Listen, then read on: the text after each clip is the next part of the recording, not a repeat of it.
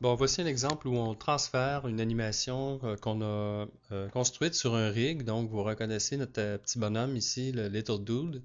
Et donc, j'ai fait une animation, rien de très spectaculaire, là, juste un truc pour qu'on puisse voir le principe là, de ce qu'on veut faire ici, c'est-à-dire prendre l'animation qu'on a et la transférer sur un autre personnage qui aurait une autre allure.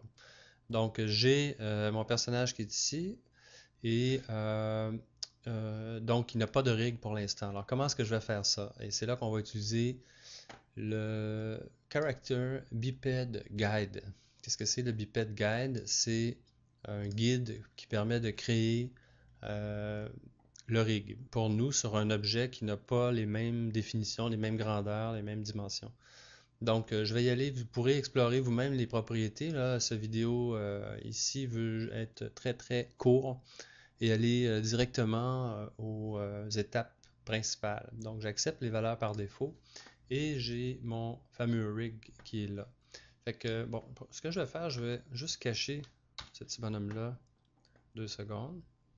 Donc faire un hide là-dessus et je vais prendre celui-là ici puis je vais le remettre à 0. Donc quelque part dans le coin de mon rig. Oups, il n'est pas à la bonne place, c'est pas grave.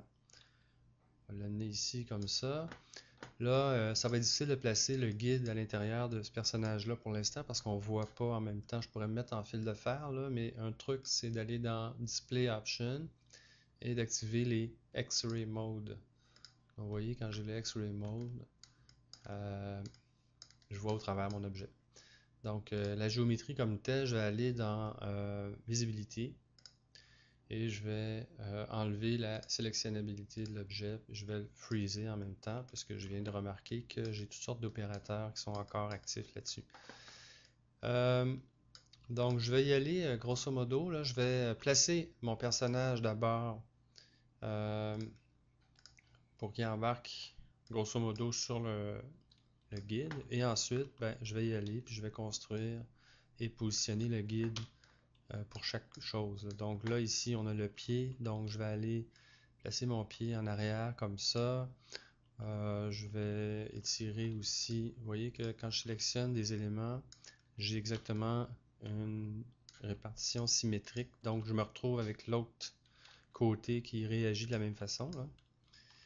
Donc je vais y aller très rapidement, là. Évidemment, tout ça va vous permettre de placer exactement les trucs à bonne place. Tous les contrôleurs.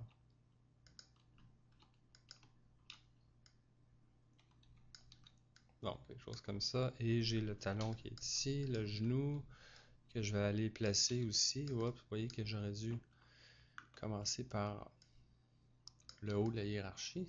Ça aurait été plus simple.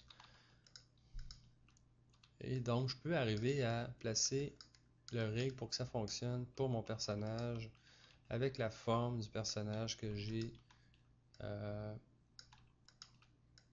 qui est très très personnalisé, disons. Donc, je peux aller le placer exactement où j'ai besoin. Évidemment, j'y vais très rapidement. Je vais mettre en mode top. Regardez ça ici, ce que ça a de l'air la main. Donc, je place mon ici.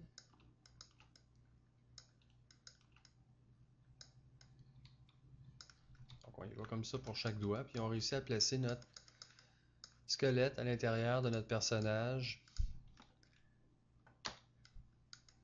De positionner tout ça en fonction de la topologie là, avec laquelle on va travailler.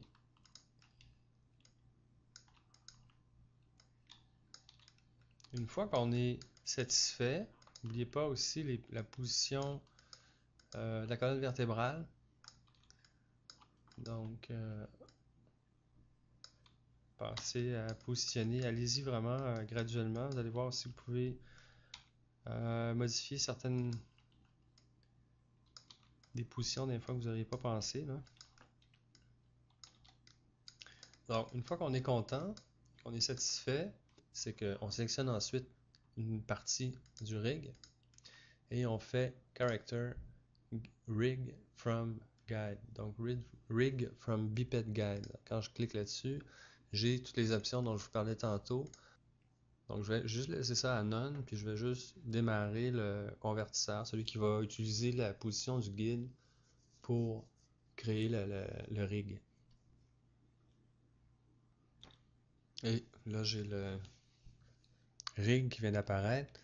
Donc, je me retrouve avec le bipède, le rig bipède et le guide, le bipède guide. Donc, lui, je peux soit l'éliminer. En général, ce que les gens font, ça va être simplement de faire H et de le garder en arrière-plan. Donc, si jamais il arrive un pépin, on a la construction là, du guide qui est toujours disponible pour régénérer un nouveau rig. Donc, une fois que ça c'est fait, ben, il nous reste à poser le personnage à l'intérieur de l'enveloppe.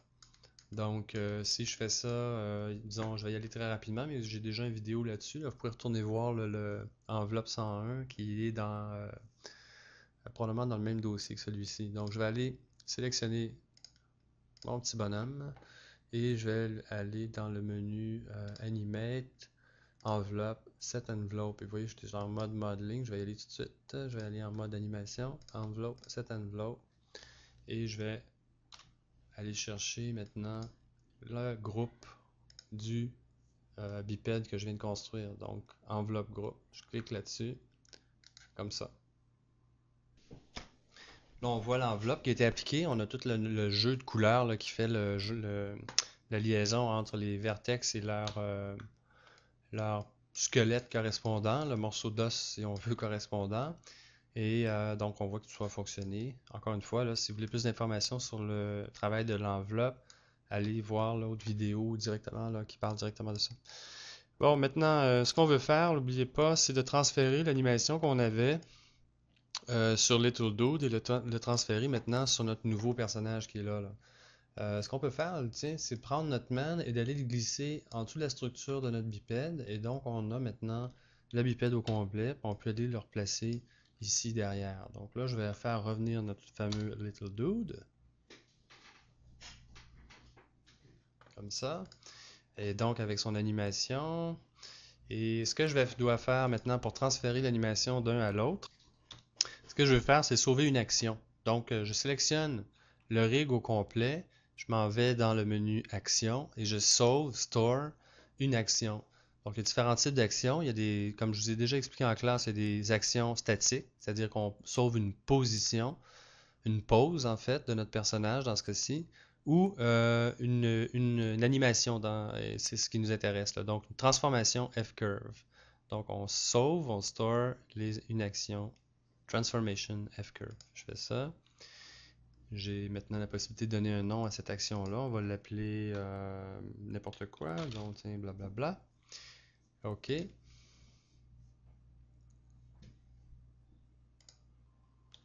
Et maintenant, ce que je peux faire, c'est d'aller... Là, j'ai perdu évidemment l'animation. J'ai plus l'animation sur mon personnage. Je peux maintenant ouvrir... Je sélectionne ça ici. J'ouvre un Animation Mixer. De l'autre personnage, je fais Insert Source et je peux aller fouiller. Vous voyez, j'ai les deux dossiers. Le dossier de mon rig flambant neuf que j'ai ici avec ses poses par défaut et le dossier de Little Dude. Si je prends celui que je viens de créer ici, ben, vous voyez que j'ai pris l'animation de mon bonhomme de tantôt puis je l'ai appliqué sur mon nouveau rig du bonhomme. Le nouveau bonhomme. Alors, c'est pas plus compliqué que ça. Pourquoi ça fonctionne aussi facilement? Ben, vous avez remarqué que les deux rigs sont parfaitement identiques. Si ce n'était pas le cas, il aurait fallu créer ce qu'on appelle un template map, c'est-à-dire une espèce de fichier, un tableau comparatif des noms qui permettent de faire le lien, c'est-à-dire où sont les F-courbes, les courbes de fonction, excusez-moi, sur l'objet A et quel est le référent sur l'objet B. Par exemple, si j'ai une animation sur l'objet A au niveau de la main, donc objet A-main droite par exemple, ben, je dois avoir dans mon objet B un équivalent avec le même nom. Alors c'est pour ça qu'on crée cette espèce de tableau comparatif là où on peut dire par exemple que d'un côté on a pince droite et de l'autre côté on a main droite et avec le tableau, ben, le clip va être capable de replacer, si on veut, les animations sur les objets au bon endroit.